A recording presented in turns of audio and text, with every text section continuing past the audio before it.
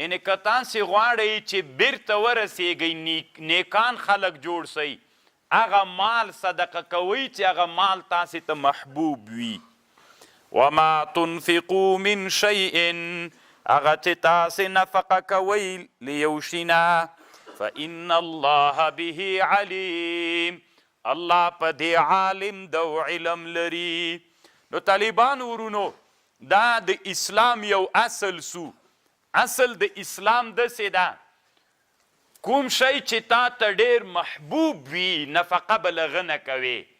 کوم شی چې تا ته ډېر محبوب شی و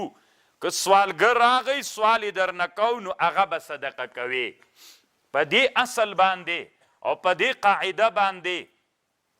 صحابو څومره ښه عمل وکړ ابو طلحه رضی الله عنه چې کله دا آیات واورېده رسول الله ته راغی صلی الله علیه وسلم ورته ویلې وی د الله رسوله ما ته په ټولو مالونو کې ګران مال بیروحا ده بیروحا څه وه دا یوه څاول او باغ ترنه چارپیر و نو دا مې د الله په لاره کې تا ته درکړله تی چې چاته ورکوې او ته خبر یې چې د ما په مالونو کې تر ټولو نه محبوب مال ما ته بیروحا ده چې دا مسجد النبوي ته مخامخ یو باغ و اوس دننه مسجد النبوي کې دا راغلی د دننه مسجد النبوي کې ده اوس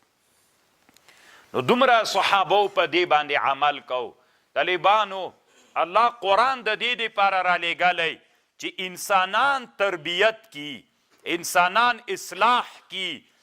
انسان کې چې دا صفت پیدا سی چې هغه مال چې تا ته تر ټولو نه ډېر محبوب مال ده هغه مال ته صدقه کوې او د الله د دې قانونو د قاعدې د وجې نه نو دا څومره خوندوره خبر ده صحابي راغی زید ابن حارثه نبی صلی الله علیه وسلم ته اس راوسته ورته ویلي یې وی د الله رسوله دا د ما اس ته په ټولو مالونو کې ما ته تر دې نه محبوب مال نسته ده دا مې تا ته راول درته صدقه مې که رسول الله صلی الله علیه وسلم ترې واخیسته او د ده زوی اسامه بن زید ته یې ورکه هغه یې پې سپور کوي دا ته د سره واخله نو د اسامه بن زید رضی الله عنه په مخ کې داسې خپه غوندې سي چې ما خو تا ته د الله رسوله درکه نو رسول الله ورته ویلې صلی الله علیه وسلم وی مخوا بدی کېږه ما قبول که الله قبول که بیرته مې د تا زوی ته درکه نو دا خو یو په دوه باندې ګټه سوله نو صحابو رضی الله عنهم کې دومره لوی انقلاب موجود و دومره زیاته د رسول علیه السلام د خبرو اتباع پکې موجوده وه سلف الصالحین رضی الله عنهم کې هم دا ډېر و چې کوم شی دوی ته محبوب و هغه به یې صدقه کو مفتی الدیار الرومیه اسماعیل الحقی البروسی دلته تفسیر روح البیان کې لیکي و یو سړی و ربیع نومیده یعنې دا عادت بیا په سلف الصالحینو کې هم راغی نن طالبانو ورونو چې تاسې خبر سئ خلک چې زکات ورکوي په دکان کې چې کوم مال پاتې سي نه چلیږي نو هغه زکات کې ورکوي په بازار کې نه خرڅیږي نو وی راځم دا به زکات کې ورکې نو الله عز وجل سره چل کوي خیانت کوي طالبانو ورونو او الله عز وجل ویلې لن تنالوا البر حتی تنفقوا تر دې چې تاسې نفقه وکئ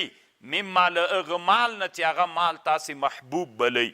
نو ربیع چې و فالج مرض وهلی و فالج مرض وهلی و نو بیا یو سایلو سوالګر ورته راغی سوالګر چې ورته راغی د ده دروازې ته ودرېده هر وخت به چې راغی دی فلج سوی و نو چې سوال به یې وکړ نو ربیع به ورته ویلې دې خپلوانو ته چې د ما تر ټولو نه چې ډېره راته محبوب و سکر یعنی خواږه ډېر راته محبوب و دا بوره یا مثلا د هغې زمانې بورې چې وې که نه دا خو اوس زمانه د زر کاله مخکې خو دا سکر څه شی و خو خواږه دي چې څه رقم خواږه به و دنیا خو په خوږو کې ورځ تر بله سیستم بدلیږي نو ورته ویلې وی خواږه ورکوئ ځکه د ما خواږه ډېر ما ته خواږه محبوب دی باید هغه شی زه صدقه کم چې ما ته محبوب وي او له دې آیات نه به استدلال کو لن تنالوا البر حتى تنفقوا مما تحبون یو ورځ راغلله دی خو مریض مو فلج وهلی و چرګ ته یې زړه سوی و 40 ورځې دا نفس ورته ویلې چې چرګ دې خوړلی وای ډېرې شوق ورته راتله د بیرته ویلې نه خورم بس داسې مقابله 40مه ورځ تې سوله خپلې ښځې ته یې ویلې وایي چرګ ته مې ډېر زړه سوی ده او نفس ته مې ډېر ویلې خو قناعت یې دا 40 ورځې مې پټ ساتلی ښځې ورته ویلې نو خو ولې نه وایې ووایه که نه بازار نه به یو چرګه درته واخلو په 1 روپۍ او په 2 دانقو باندې یوه چرګه ورته واخیستله وایي چې د بازار نه راوړله نو ده ته یې کباب کړله او ډوډۍ م ورسره کېښودلې وه نور دا چکنیانې مکنیانې م ورسره ولې څنګه چې ورته کېښودله طالبانو اوس دې ته ګورئ انسانان داسې تربیت سوي ول اسلامي امت السلف الصالحین داسې تربیت سوي و دروازه وټکېدله کله چې دروازه وټکېدله